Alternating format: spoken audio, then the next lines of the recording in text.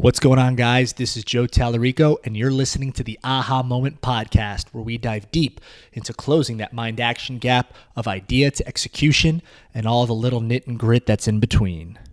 On today's episode, we have Reanna, a contemporary and hip-hop dancer from Utah who's made her way to LA to pursue that dream of dancing, which she's had since she was 3 years old.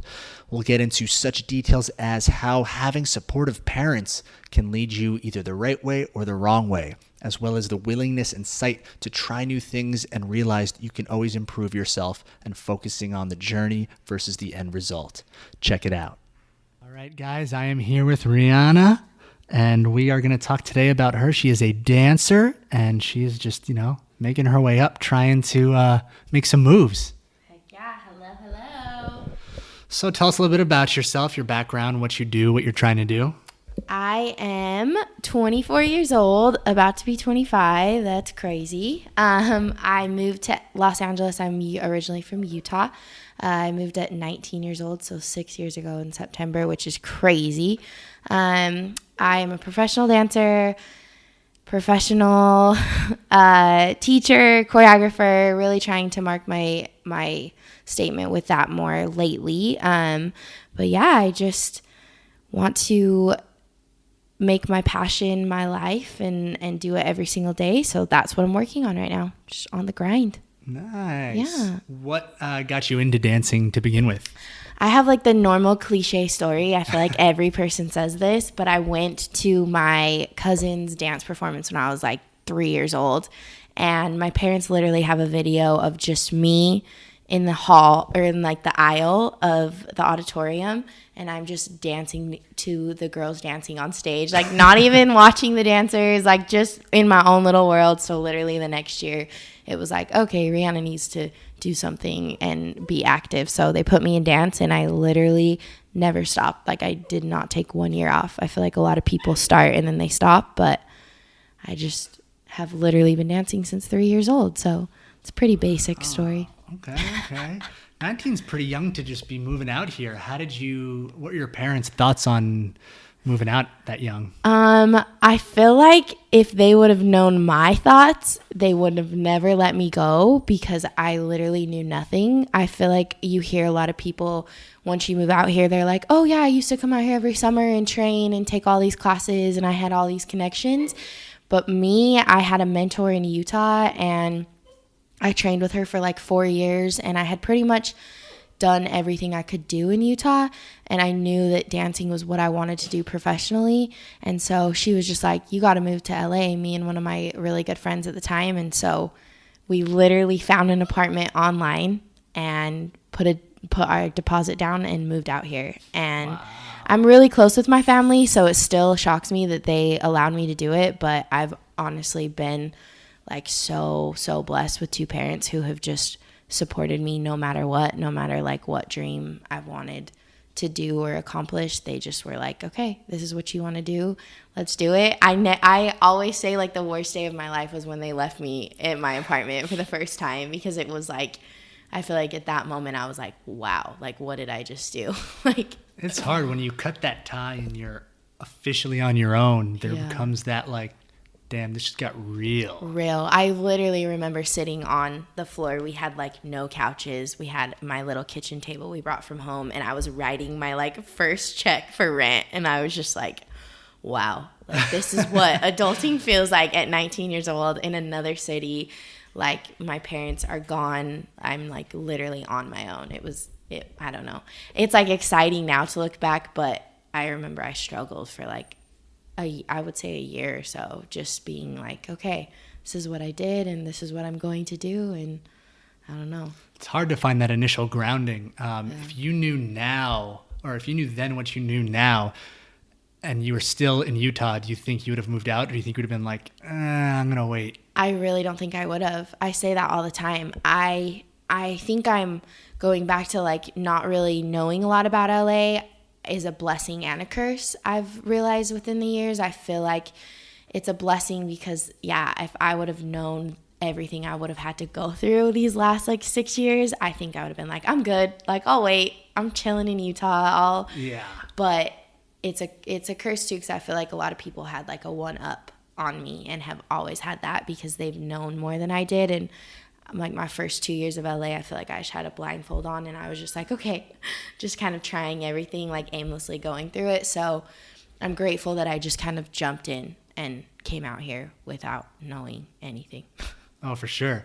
I had the same thing. I've been out here in LA for about 5 years now, and it seems to be a running trend when I ask people if you knew now, knew then what you knew now, would you have done the move? And mostly everyone says no, because like you said, there's going to be a lot of bumps and like obstacles along the way, and it screws a lot of people up. Like it messes with their head, but it's almost necessary. Like this is the one time where ignorance almost is bliss, because it allows you to get where you're headed now, which you wouldn't have hit before. Right. 100%. Yeah. I don't know. It's been a journey, but I feel like everything that I have gone through is for an exact reason. Like it's so cliche, but you never, while you're going through it, you're like, oh, why is it so hard? Like, why is this happening? But now looking back, especially like the older you get, you're like, okay, totally makes sense. Like I needed to learn that lesson. I needed to do that for myself and for my growth. But we were talking about Kevin Hart's book before we started the interview, and that was actually something he brought up. He said your book is like your life is like a series of chapters, and each one has a lesson in it, and you're there to learn that lesson, and you never get more than what you're ready for, and you're always going to be stuck, and you won't move on to that next chapter until you learn that lesson. So you could sit there and complain and blame everyone else for that lesson and be stuck there, and 20 years later be doing the same thing, or you could take the time to stop, learn something from that lesson and move on. Right. And so like that sounds exactly like what you were getting at here. Yeah, it's so true too, because I feel like things happen in your life and somebody could tell you, your parents, your friends, like you're doing this wrong, like you've got to get out of it, or you've got to do something different. But exactly what you're saying, like you have to do it for yourself. You have to be like, okay, you're right. Like this is wrong, or this is right. This is what I need to do. And it doesn't make sense until I feel like you really decide that that's the choice you need to make, or that's like where you need to go until you move past it. So going back to that mentor, how do you feel, how important was it to have that mentor early on compared to not having it at all, do you think? It was good. She kind of just fell into my life. I remember I grew up competing until my sophomore year of high school, and I just got burned out on it really, really quick. It just became I love dance because I feel like it is art and it heals me and it makes me feel different things. And I feel like with competing, you become it's like you have to look like everybody else. You're a robot. You clean dances for hours, which is also really good because it taught me, how to be clean, how to work with a team. But when I found her, it was like the part where I had quit my studio, dancers that I had danced with since I was 3 years old. It was super terrifying. I also remember that moment of like, my competition studio was starting again, and then I was going to start this new just performing arts school, and my mom was like, okay, we can either go left or we can go right, like literally driving me to this place. I didn't have my license yet, and she was like, you can go back, you can compete, you can have like that comfortability again and do what you've been doing, or we can go right and you can go and do what I think your heart is telling you to do. And so I was like, okay, let's go. And then that's where I met Bonnie, and I trained with her for a while until she like really kind of took me under her wing and was like, okay, like I see something in you. There's something different about you. But I still to this day am super grateful for her because she gave me a lot of opportunities in Utah that she gives a lot of dancers in Utah a lot of opportunity. And so she gave me opportunity, and she also gave me just encouragement and faith, and instilled that like I could do it and it was possible for me to have. So I don't think I was as grateful for her back then because I was young and it was just like, okay, cool. But now I'm like, wow, she's played a really big role like in my life, period. So for sure. And how do you think that played versus how much harder do you think it would have been without having that going into moving out here? Oh, a lot harder. I don't think I would have moved out here because I don't like no one in Utah really. There's far and few people that, want you to do bigger than what they can give you. I feel like that says a lot about a person that yes, you could stay there. I could have stayed there and trained with her forever. But she was like, no, you're made for more. And so I think I probably would have just stayed in Utah. And not that that's a terrible thing, but I wouldn't have of just at 19 years old, like literally took a leap of faith and did something that I don't think I ever really thought I would do either. So I think it played a huge role. And that's pretty bold. So going on between the mentor being supportive and telling you need to do this and your parents being super supportive of everything you're doing, I feel like those are two crucial components in order to like have the guts to chase after what excites you and what you want to pursue. Because when you don't have that support system, it makes it a lot harder, especially at 19 when you're usually, if you're not in a coastal or major city, those people tend to stay in those cities and get jobs and stay comfortable in there, which is fine. But for those like you who want to become dancers and kind of reach for more, it makes it harder when everyone else could be telling you, no, just stay here. Yeah. And it's crazy because like my parents, they've never lived out of Utah, but I almost like feel so selfish sometimes because I tell people how awesome my parents are, like how they've literally, with my brother too, they've never ever like talked down on a dream. Like they might have been parents and been like, okay, Reanna, but like you need to do this and all, like you got to take the steps, but they've never been like, no, you're not allowed, like ever. And it's crazy because I feel like they never got to experience that. So I think that's what's inspired them to be like, you know what? We never got out of Utah. We never really did what I think we were meant to do. Our parents never really pushed us for what like our full potential could be. So they've always just been like, you know what, go. But I also feel like it came with a lot of stress because I think my parents were just putting such faith into me. And I remember even going to like family parties and my aunts and uncles and like grandmas and cousins, they'd be like, you're really going to let her move? Like at 19, like you're really going to let her do that? And my mom and dad were just like smiling through there like, yeah, we're going to let her do it. I don't know. It's crazy to like look back now. Good for them though. Cause even for parents, that's a two-way road too. Some can look at that and say, nope, we never left. There's no reason you need to. And some can say, hey, we want to give you the opportunities we didn't have. That's the whole point of this. So that's huge that they offered that for you. Yeah, and that's something you'll never forget. Right. For your childhood, what was like a big lesson you learned growing up when first entering the realm of dance, and in terms of like what genre you wanted to do, what style? I feel like, oh man, this is like that question, just like the genre style stuff. Feel like, what's the biggest lesson? There's so many lessons. Dance is just hard in general, especially as like a younger girl. I feel like because you're constantly put in front of a mirror, and like being a girl in general is already hard, like with body image, and then you're around all of these other girls, and I feel like it's finding who you are while being surrounded by all of like these other other like dancers. I feel like I struggled for a while, especially with competing, being around a lot of other people. I had to look like them. I had to dance like them. I had to like the styles they liked. I had to listen to the music they listened. And then once I left that and went to more of like the performing arts and just doing it because I loved it, I feel like I started to really find my own voice at that young age. Because until then it was just like, no, you have to be clean. You have to look like this. They're trying to make you look like everyone else. Right, a robot. And so that comes down to which styles too, is like for a long time until this probably past year, it's been like, oh, I'm a contemporary dancer. And then the two mentors I have now, they're like, don't allow anybody to put you in a box. Like, why are you gonna put yourself in a box? There's so much you can do with dancing. There's so much you can learn. There's so many styles. There's so much history that it's like now on top of that, I'm finally realizing like, okay, like I don't need to tell people, oh, I'm just a contemporary dancer. It's like, oh, I'm versatile. Like I can do a lot. So I feel like from a young age, even until now, it's finding who I am like as a mover, not only as a human, but as like the movement that I want to inspire others by doing. That's like big, especially as you were saying, for a girl. Girls tend to already be under a lot of scrutiny in terms of image issues and having insecurities and stuff. So I can't imagine as a dancer or as an actor or anywhere where you're competing with girls the same age or that have the same look.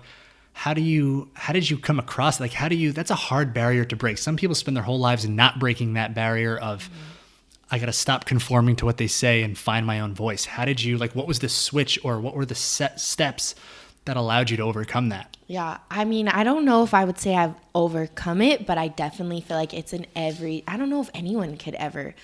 It's hard to just like be okay with yourself and be okay with the way you look, especially, with being a young girl. I was always the chubby girl, like always. That's just how I was a cute little, I wasn't chubby, but I was just like a cute little thick young girl. Like I didn't have the skinny ballerina jeans, and one of my best friends growing up did. And I remember like constantly being like, oh my gosh, I'm not good enough because I have like 20 pounds on her, like things like that.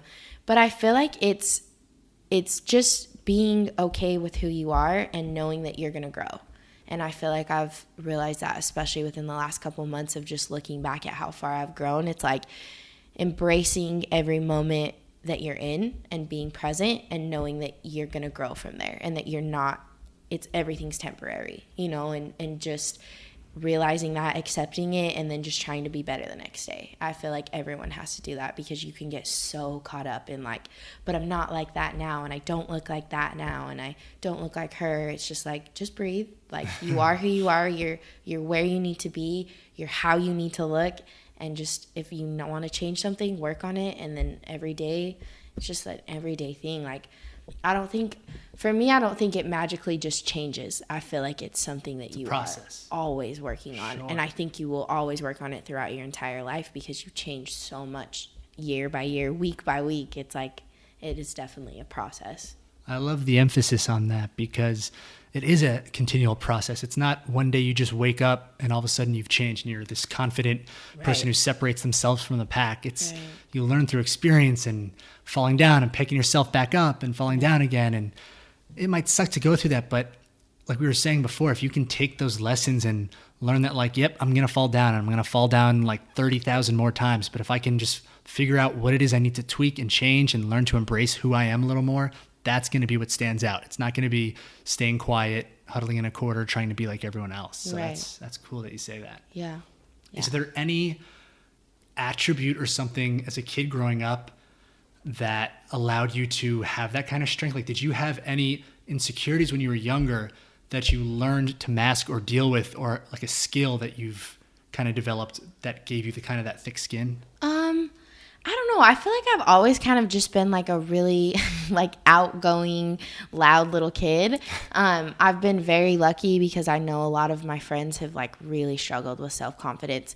But I can honestly say that dancing has instilled a lot of confidence in me. Like, it takes a really strong person to stand on a stage by yourself in front of thousands of people, hundreds of people, even 50 people, and perform and be vulnerable and do something like that. So I feel like just dancing in general has helped me like build that confidence. But I also like go back to like my family and my mom especially. Like, I feel like she's always just loved and loved and loved me and tell me how loved I am and how awesome I am to be me. And I feel like she's still, maybe it's her, I don't know. Maybe I'm realizing now that it's her. Like, she is the secret. She is the secret. Like, she has just always. You hear that, guys? Just find Rihanna's mom. Find my mom. Shout out to Sandra Holt. Move to Utah for a year, do like a year kind of self-growth internship with her in her house, and you'll be set free. You really will. Oh my gosh, my mom's gonna love this. I'm crying. But for real, like, I just think I've always had such a strong support system that I've never, you hear like just crazy stories of people having like not awful parents, but just parents who are really, really hard on their kids and don't give them enough love and nurturing. I mean, me and my brother always laugh, like my mom especially is very overprotective. She is mama bear, like you don't cross her. But I think it's me and my brother are both doing what we love. And we both, like, they've never told us, like, no, you can't do that. Like, you're not. So, I don't know. I think I just realized that maybe it's my mom. It's like, because she's always the one, too, when I'm feeling low. She's the first person I want to call. She's the first person that I just have to talk to and talk it through. And she's like, you're good. Like, So, I don't know. No, that's important. I'm glad you said that. I think everyone needs at least, you want a community ideally, but you want at least that one person that when you're feeling down, you have someone to go to. Because we all can get really lost if we don't have that and we hit those low points, especially stuff like this. This is why I'm starting this podcast is everyone's going to hit their slumps. There's no way you're just going to coast all the way to the top. And I want people to realize when you're doing, first off, that there is a grind, but when you get stuck in that grind, that there is a way to rise up, and everyone's going to go through it and everyone's going to have their own way of doing it. Yeah. But we're all going through it. And it's kind of the price you pay for chasing what excites you. It's kind of the test to see like, how bad do you want this and how willing are people to support you while you're doing it? Right. That's big. Support is huge. What is your brother, older or younger? Older. Okay. Yeah, and what is he, a dancer also? He's a musician. Oh. Yeah, he is one of the most talented human beings. Like, so amazing. Like with him too, they've pretty much allowed him to create their basement into a recording studio. Like that's like literally how dope they are. Like they have just, I don't know, nurtured him and his craft just as much as they have with me. So what kind of music is he? It's hard to put like a label on him too, because he has so much of his own lane, and I feel like that's why it's also been hard for him to find like where he really wants to go with it. He changed it. He just, oh my gosh, I just wish people could come and like sit next to him when he's like in his zone, because it's crazy to watch. And like I'll say that to him and he's like, what, this is easy. I'm like, what?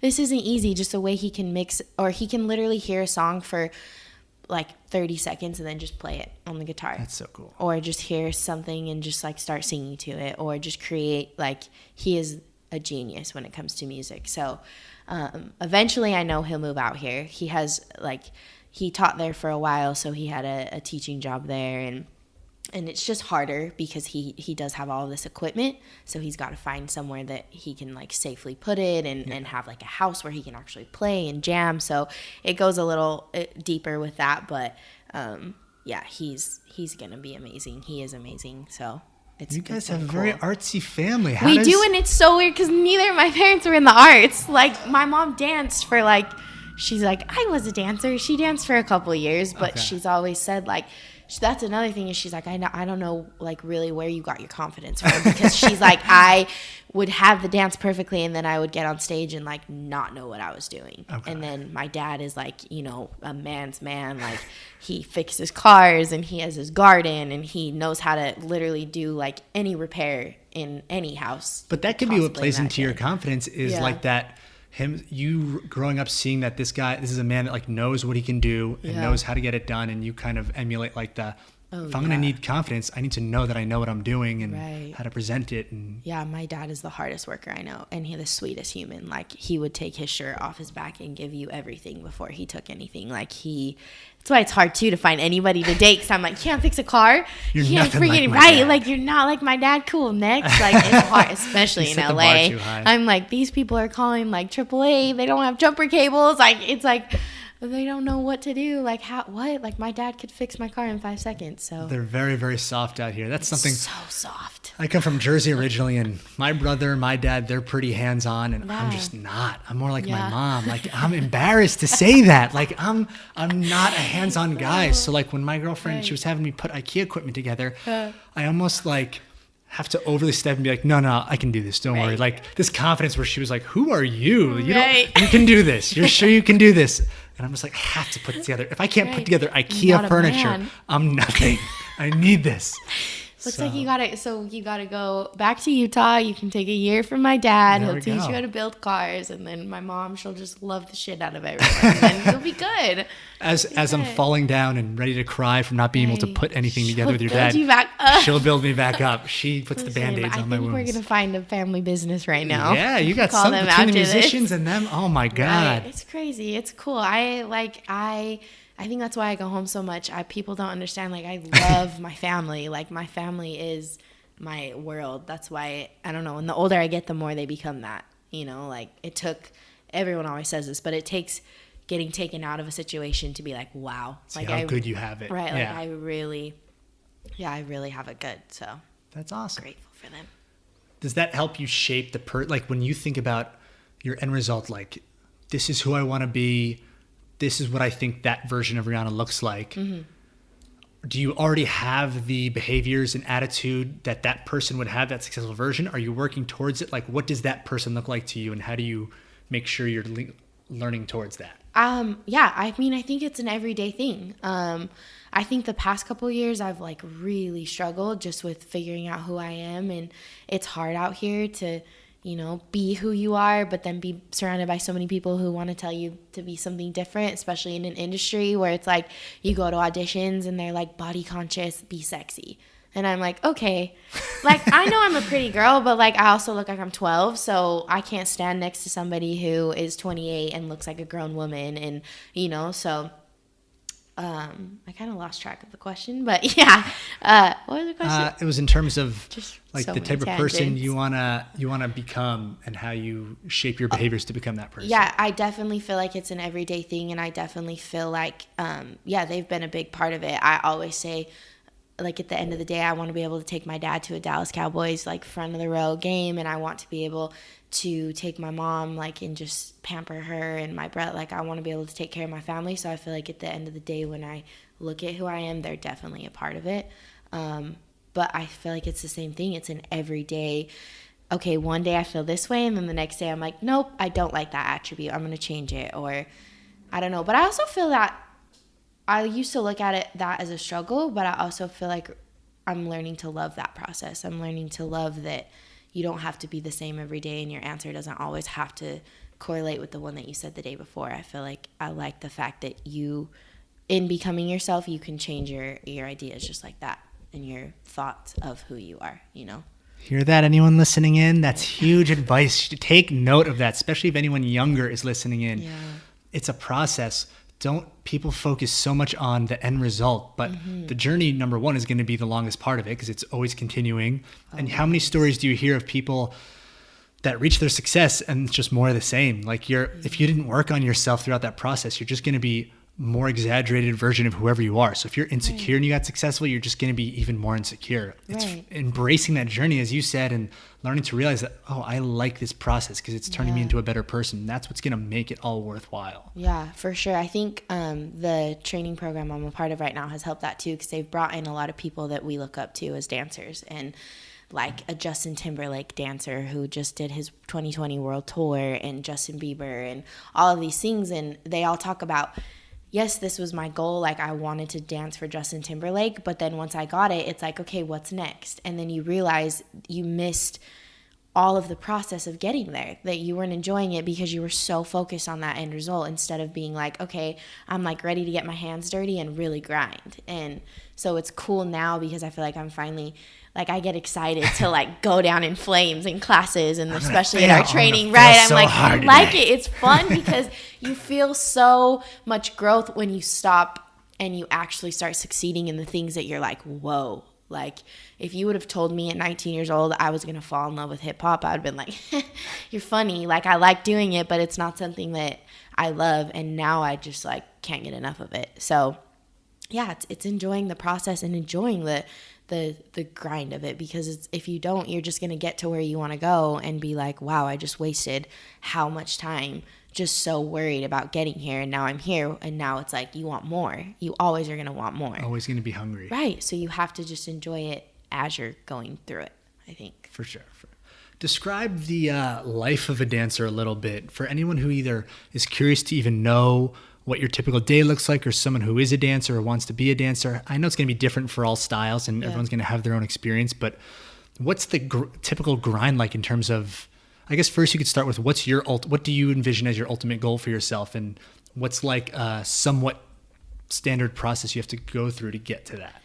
I would say, I would say at the end of like my life, I just want to leave a legacy behind. I want to be somebody who put an impact on not only the dance industry, but just everyone in general. I want people like the Fred Astaire's and the Gene Kellys that are talked about long after they're gone, or long after they had their time. Like, I want to be somebody who emulated that into the industry and really changed something. I'm still figuring out exactly what that is. I'm still growing as an artist. I think I always will be growing as an artist. So I feel like that's the process of that. You have to be, as a dancer, I think as an artist in general, you have to be okay with not a set schedule.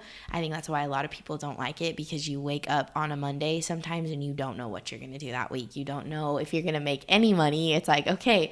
So again, we were talking about this before we started, like, it's taking a leap of faith and knowing that your hard work and your grind is going to is going to go somewhere. But man, it can get tough. Like, you're constantly working your body. Like, you're a dancer. Your body is literally what you're using. So you can go for like 12-hour rehearsals to 8-hour rehearsals to going to a show that night and then waking up the next morning and you're back in rehearsal. Like, literally yesterday, literally. And it's like, I love it so much now, but like explaining my day to most people, like yesterday, I think I was up by like 7 a.m.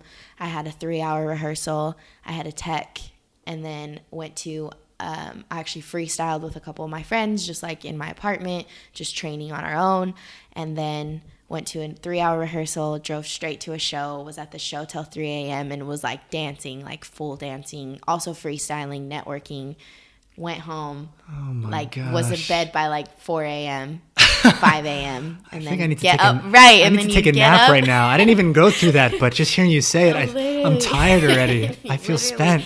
And it's so much, but it's like, you have to love it. For sure. You have to love it. You're going to hate yourself if you don't love it. So you have to really be like, at the end of the day, like, I make sure that I lay in bed, I say my prayers, and I really ask myself if I'm happy and if what I'm doing is making me happy, because you can get burned out so quick. So quick. Those hours, is that how many days a week is that you're dancing? It just 7 depends. days a week, I mean, you 365. definitely have your days off. You have to, like, Sure. I was just talking about this with my friends in the car the other day. Like, you have to be a human. You have to, like, I'm like, okay, today I'm just going to go to the beach and I need to eat food and drink water and shower. And actually be a human, or you go crazy. Like, you just, or do normal things. Go to a baseball game. Go on a walk. Like, don't talk about dance. Be around people. Take your mind off of it. Be around people that know nothing about what you do, and don't tell them what you do. Like, just be a human, because it's balance. Balance is like the biggest thing too that I'm realizing. That's a big thing you bring up. How do you set that balance? Because especially when you have a job that's so, like, if you're anything where it's not the typical 9 to 5, where it's not playing it safe, you're already getting a lot of heat from other people that are just like, are you sure this is what you want to do? So how do, on top of all that pressure, people tend to almost go, like you said, overboard, where it's like dance, or work, because they're like, if I stop for a second, I feel like I'm wasting time. But like you said, you need to stop. You need to take a break and find that balance. How do you know when to find that balance? I'm still figuring that out. I feel like I'm really rough at it, because I feel like lately when I know, I start to get sick.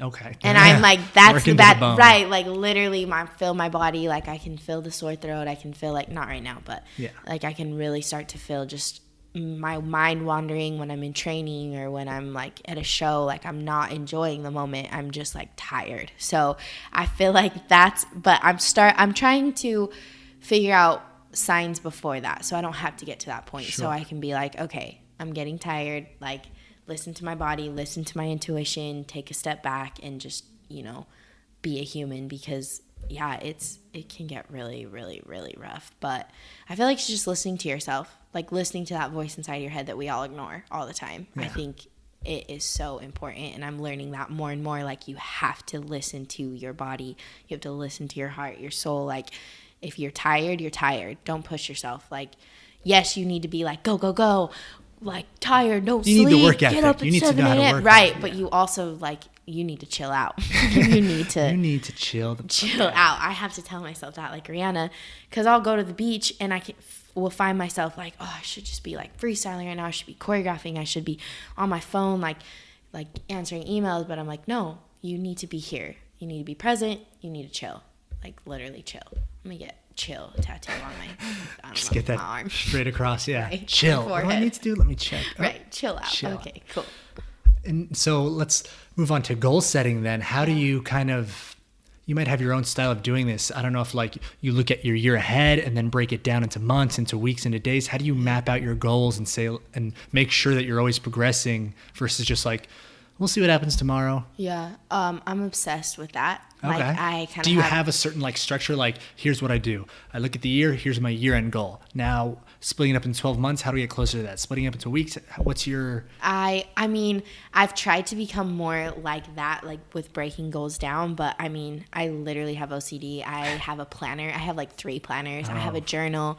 I have like a workout calendar. I have my vision board. I have like my affirmations. Like, I love that stuff. It's like a addicting to me. It's weird.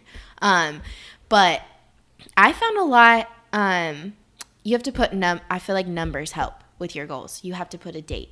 Because if I don't put a date, it's just like, okay, I'll do it next week. It's like, no. And then I don't know, for me, I hold myself accountable a lot. So if I put a date down and I don't match that date, I'm so hard on myself. I'm like, oh, you're a failure.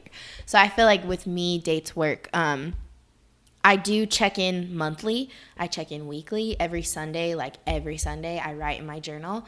But the hard thing with me, and I feel like I've said this earlier, like I feel like my mind changes every day. Like this could be my goal, and then I see something or I get inspired by something and I'm like, nope, that's my goal for this week. Which isn't bad in itself. You have to be able to adapt. Yeah, which is good, because I feel like for a while I'm like, no, Reanna, like this was your goal that you set on January 1st. Like that's all you have to do. But I'm like, no, that's okay. Like you can be inspired by other people, by other things. Like I meet people daily that I'm just like, oh my gosh, I want to do what you do. Okay, cool. I'm going to go do that now, instead of being like, nope, this is it, like the tunnel vision. So I have two planners. I have one that's like my monthly planner of my goals that I want to do, and then I have my weekly passion planner. We got them at LA Fit. Yes. I use that thing religiously. I have not opened mine up. It's so good though. It's really good because it asks you questions too. Like it kind of grills you. Like at the end of every month, it's like, so what did you do this month that you didn't do last? It's like a little taunting voice. Nice. You're like, damn, okay. Keeps you accountable. Oh, 100%. For sure. Accountability keeps you accountable. So yeah, I feel like I want to get better at like actually writing down really like tedious steps, but man, life just goes so fast that I'm like, I don't want to. You can't get too specific. You can't get too. I find myself sometimes getting overboard. I'm like, okay, I'm wasting my time right now doing this because I should just be like actually going for it instead of, it's so true. You can set all these goals, but if you're not putting in the work, they're not going to happen. Just like facts. Exactly. Like a lot of people are like yes, I'm so about like law of attraction and energy and putting stuff out there. But if you're not backing up what you're putting out, then you're right. It means literally nothing. So it's a fine mixture of, yes, setting those goals, but also just like really grinding for them physically and mentally. So that makes sense. Yeah. In terms of like the dance industry itself, what would you say is something that you've seen in your years so far dancing that they don't tell you when you're first starting out? Like maybe something since you've moved out here that this is stuff you only learn through experience that is important to know. That you don't. I'm just kidding. I'm not going to say that. I can no longer air this episode. Right? That you really, it's all about like meeting people and networking. That you're not going to move out here and just become this crazy famous human. Right now it's easier to do that because of social media. When I moved out here back in the day, Instagram had like just launched. Yeah. I thought it was a photo edit. Like I literally had the same photos, and then people started liking them, and I'm like, wait, people can see this is weird.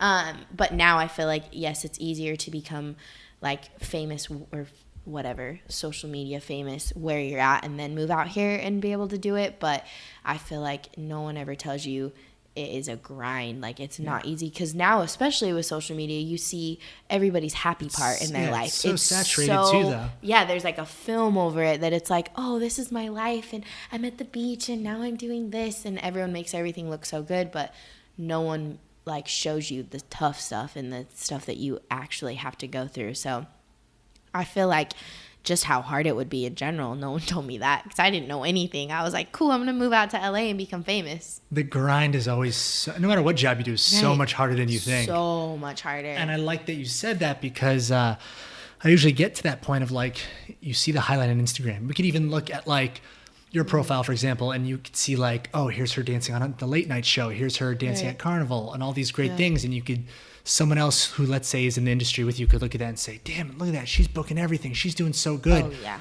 But it's like, what did we just talk about? You're doing 12, 13-hour days every single day. You've got 3 different planners. You've been out here for 5 or 6 years now. Like, there were so many other steps that led to that moment. It wasn't just like, oh, I moved out here and I just booked this nice, awesome gig. Right. And even if you booked that gig, it's not like, oh, I booked that gig, I'm set for life. Like, you still got to go do the gig. Great. Back to the planner, back to the back to class. days. Like some of the most like professional working dancers who are constantly booked will say, the second I get off a job, I'm in the next class. Like, you can't settle. And you shouldn't want to settle either, though. I feel like that's another thing. Like, you shouldn't be like, oh, okay, I booked this job, like, I'm chilling for the next month. Like, no, you should constantly, if this is what you love, this is your passion, you need to be grinding, like, all the time. And it honestly shouldn't always be a grind. Like, it should be fun. Like, I get excited now to go take class. I get excited to train and to challenge myself and my brain. So, yeah, social media has definitely oversaturated everything and made things look so cool. What doesn't make it any easier is you might have some of those people that maybe lucked out and hit Instagram when it was early and became influencers. Like literally probably they're not dancers, they're not anything. They got a lot of likes, they built a shtick, and it sucks because all the young kids coming up, they're thinking like, oh, so it is possible to just post pics and get money off of it, which maybe they did luck out and do that, but it's like, you're talking, that's the 1% out of everyone else. Well, there's no substance in it either. Yeah. Like, I see a lot of younger kids, oh, I'm a singer now. Oh, I'm doing this, I'm doing that.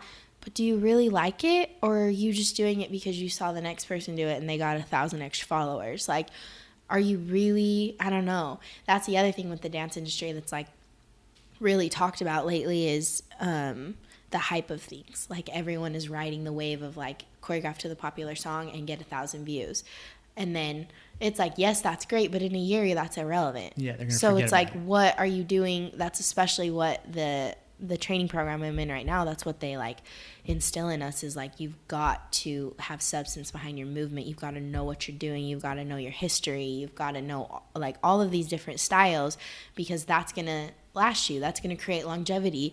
Like, no one should be able to look at you and put you in a box. They should be able, like, some of the dancers right now that I look up to the most are the ones who I can like watch dance and be like, I don't know what style they are, because they just did everything. Like, what the heck? Like, they literally, they've got 7 arms. Literally, I'm like, okay, cool, tight. I'm gonna go. Yeah, okay, it's a lot. Yeah, but people, you almost have to have a reverse mentality instead of, all right, I got to put in the hard work so I can get to this moment. It's almost got to be reversed. It's got to be, oh, I want to get all that hard work. All the stuff that I get, oh, it's bonus. That's like, okay, that's just part of the journey, but I'm focusing on just honing my skill. If I book this stuff, great, and I do want to book it, but the stuff that's really getting me going is, oh, I want to learn that, and I want to learn that. And I love the practicing 5-7 days a week rather than, oh, here's the one time I booked something. That should just be like the, awesome, I booked it. Like, that's a bonus. I'm going to use that and add it to my repertoire. Yeah. People don't think like that, though. It's crazy. Oh, it's the opposite. Again, like you said, especially with social media, and people are so... It's like, oh, but I got 1,000 views on this. Like, I don't need to do anything more. I'm like, okay, look. They jump from thing to thing. Oh, I'm really into self-help stuff right now. No, I'm really into fitness right now. Right. Oh, you know what? I'm just going to make memes all day. Right. It's so true. It's like, stop doing... I don't know. I think that's why also with my social media lately, I've kind of taken a step back. And I really am like only posting things that I feel like I would want to see. For sure. I'm done posting just to stay relevant. Yeah. Or just so, someone knows that I'm still on Instagram. I would rather not post anything for 3 months and just be grinding and doing cool stuff. And it's exactly what everyone always says. Like, it's letting your work speak for itself. Exactly. The people that are like, I'm doing this and I'm doing that and now I'm doing, it's like, it's like, okay.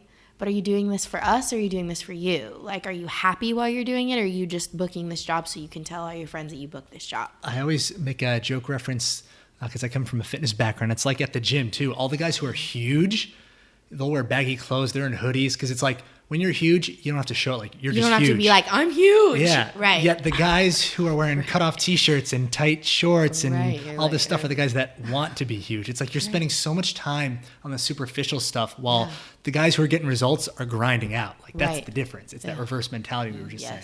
Yeah. So would you say that's the biggest habit, or maybe you have something else in mind of the biggest habit that holds people back from achieving what it is they want to do? I feel like right now, yes, I feel like people don't put enough like passion into what they want to do. They just want like instant gratification, instant acknowledgement. Like, they just want it now, instead of being like, you know what? I'm going to take a month off. I'm going to not be on my social media. Maybe like add another freaking 16 hours to your week, because you're not sitting there scrolling like mindlessly through it, and just grind it out. And then like let people be like, wow, you've came a really long way since this last time you've like done anything, because and then people, I feel like it'll catch on. You've got to, I also want to like inspire people to do that. Like, I know I'm still working on that, and I know I'm not perfect at it, but like, I want everyone to want to do that. I want people to want to be better. I don't want us to all just like settle for this, oh, but I can do this the easy way, I can skip all the steps. Like, I want everyone around me to be grinding with me, so that one day we can like look back and be like, dang, we did that. Right. You remember how us. freaking much we put into like I don't know. It's exciting. I was thinking that last night. Like, I got like so emotional, and it's so funny because it's like at a club, and it's like, it's called Club Jete. It happens every month. Okay. It's kind of like Carnival, but it's different. But for those who don't know, Carnival is like a choreographer showcase, like all the top choreographers showcase of the routines they're working on and want to show off and stuff. Yeah. So Club Jete is pretty much the same thing. It's at a smaller venue, so it's a little more intimate. I personally really like it because you can get like, I love performing for people and making people feel uncomfortable. So I love like really being able to see people's faces and reactions. So I really love Club Jete. So we were there last night and we performed, and it was just really cool to like, I had a moment of, wow, like what other industry does this? What other industry like gets together? Like, now that's twice a month, because Club Jete and Carnival happens every month, and just showcase like ourselves and our hard work and support each other so much. Like, it was a very like moment of like, okay, cool. Like, I'm very grateful to be where I'm at. I might not be booking the top jobs, and I might not be where I'm at, where I want with my dancing, but it's like, the people we're around right now, I feel like we need to take a step back and be like, okay, so like the sleepless nights are worth it. Like, the fact that I went to bed at 4 a.m. last night, I feel like it was worth it for me, because I got to spend all night with people who love, I don't know, it's crazy too, because you're like around it's almost addicting to be around people who love the same thing. Yeah, because I go home and I love Utah. I need Utah. Like, Utah, going to Utah is like my getaway, and I'm just getting crazy with Mike, and like my sanctuary, but like it's just so hard to explain what happens in like the dance scene to people that are in Utah, because it's just like, I don't know, I'm like, imagine being in a room filled with people that love to do what you love to do. Like, isn't that crazy though? That it's like, that shouldn't be a thing though. That's what drives me nuts. That should be what you want to do. It shouldn't be hard to explain to someone else. Like, do you know what it's like to be around people who love the same thing you do? Like, that should be so but it really common. Is hard. People are like, what? Why don't you just, when I first wanted to move out here, this was back in 2012, I had a coworker.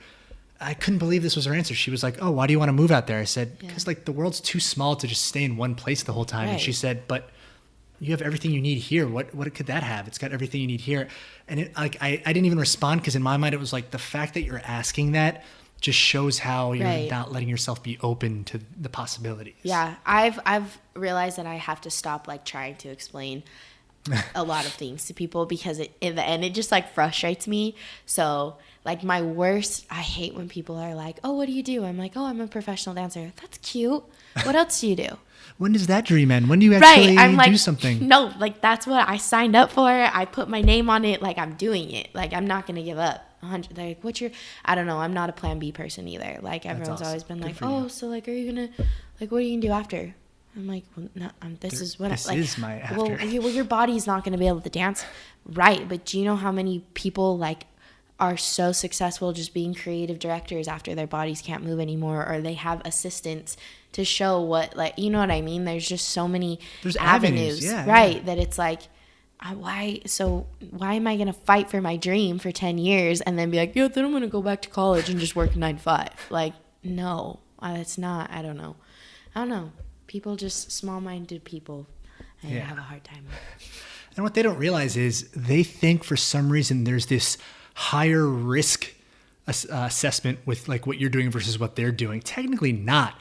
Like, I've had friends, I've had family who've done the 9 to 5. They've been let go from it. They've lost that job. So it's like, either way, they're losing. They just lost out. Now they're struggling trying to find a life. But the difference is they've hated it from the get-go, and now they're even worse off. Right. Whereas at least you're going for what, if you have the same chance at failure either way, why not at least go for what you want at first? Right. You can always go back to the 9 to 5. Right. Be failing at what you love. Like, Exactly. for me, when I fail, it puts more fuel under my ass. I'm like, all right, cool. You don't like me? I'm going to make you like me. Like, wait for it. Like, I'll come back and I'll get it next time. Like, and it's what I love. So I'm failing at what I love. There's nothing wrong with that. I feel like it's better for me. And I think that's the difference between a fixed and a growth mindset. A fixed mindset looks at failure and says, I'm just not good at this. I wasn't built for this. Yeah. I need to stop doing it and be more realistic. A growth mindset, which is what you clearly have, is, oh man, I messed up at this. Let me look back and see what I did wrong. Okay, I can fix this. I can fix that. You know what? It sucks that I did bad now, but if I do a little tweaking, work a little harder, I think I can come out on top the next time around. Oh, and that's huge. It's huge. Yeah, you have to. You have to have thick skin, especially out here. What do you think allows you to thrive on days that are just like taking you down? Because I'm sure you have days where it's just like, not even, maybe even weeks where it's like, shit, I didn't do good today. I'm not doing good tomorrow. Like, how do you keep your spirits up? For something like that? I feel like it's going back to, like, again, being a human. And I think, yes, like, dance is my passion and it's my love, but, like, it's not curing cancer and it's not doing anything like that. So I feel like I always have to take myself back to, like, okay, I'm a human. I have beautiful people around me. I have a beautiful family, beautiful friends. I wake up, I breathe, I can move my body. I feel like it's humbling myself again. For sure, going back to Utah always does that for me. Like, I go back regularly, and it's like a breath of fresh air. It's a breath of fresh air. It's nice to be around my family. It's nice to wake up in my childhood room and just, like, not have to worry. Well, I mean, I do work a lot when I go home, but which is also a blessing, such a blessing. But I feel like it's just, like, lately it's been, like, either laying down, taking a bath, like stretching, and just, like, really being with myself in my own mind, and looking back at how far I have come and how far I have to go, and just realizing that, like, this isn't the end all be all. Like, I can still push harder. It's also, I, like, will look up people that I'm really inspired by, and either find interviews on them, podcasts, books, like, things that are going to fuel my mind as opposed to just continue to bring me down. I found that who you surround yourself with is so important. I've had to cut and, like, still have to, like, really be careful with who you're around and what energy you give to, because that affect you greatly. Oh my gosh, so much. Like, huge. So I feel like it's that. I also said it before, I journal a lot. So on the weeks where I feel, or the days where I feel, like, really down, I'll either journal how I'm feeling, or I'll, like, look back at posts and times where I felt really good and where I felt like life was okay, like, I'm thriving, I'm doing really good, I'm really proud of myself. I'll look back at that journal entry and I'll remember those feelings that I felt there, and being like, okay, like, this is temporary feelings. You also have to allow yourself to feel that way, though. Like, I feel like as humans, we're so hard on ourselves. It's like, we can never be sad. Don't be negative. I feel like I'm a naturally bubbly person. So when I'm negative, people are like, whoa, like, you're negative? I'm like, well, I'm human. Like, I have feelings, you know?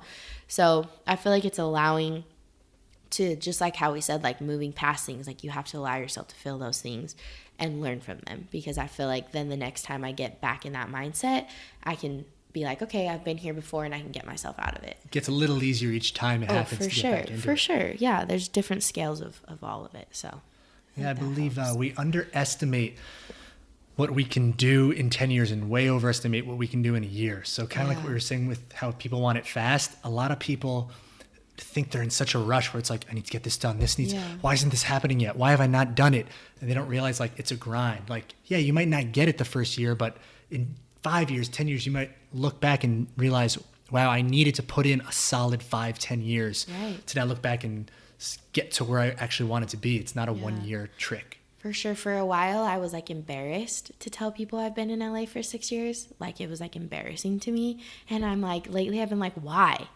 Like, what are you embarrassed about? Like, and the way I look at it too, and our mentors always say this, my 2 mentors always say this right now, like, doctors, like, dentists, like, they go to school for years. So it's like, no career comes easy. Nothing that is worth having comes easy. Yeah. That same little cliche saying, it's so true. Like, if it was easy, it wouldn't be worth it. if you just got everything handed to you, what's the point of that? Where's the fun in that? Like, you have to love the grind. You just have to love it like that. I don't know. Sometimes, like, I'll tell myself when I'm feeling low like that, I'm like, man, this just takes too long. I'll ask myself, what if someone right now came down and for a fact was like, you're going to make it. Whatever it is you want to do, I promise you 120% you're going to get it. But here's the only catch. You've got to wait 4 years to get it. So in the meantime, just make sure you're working. I'd love to see how many people would look at that and go, 4 years. Right. Or how many would say, well, he's guaranteeing it, so I just got to hold out and work hard for 4 years. So if you can just adopt that mentality of, let me just grind hard and it's going to come. Yeah. It changes the game a little bit. Oh, yeah. That would excite me. I'd be like, okay, let's go. What do I need to do? Right. And that's how people should look at it. Because if it is something that excites you and you believe in it, that success is going to come. Absolutely. It may not be 5 years, it may be longer, but if it's going to come, you might as well just work hard, meet all the people you need to meet before that moment where luck and opportunity meet, and you have all the skills you spent those last 5 years gaining so that you can capitalize on that. Oh, yeah. It's exciting. What's your next biggest goal right now? Like, what's on the horizon? What are you? I just want to get out of the country. But with my art. So rather that be dancing like professionally behind an artist or being flown out to teach somewhere.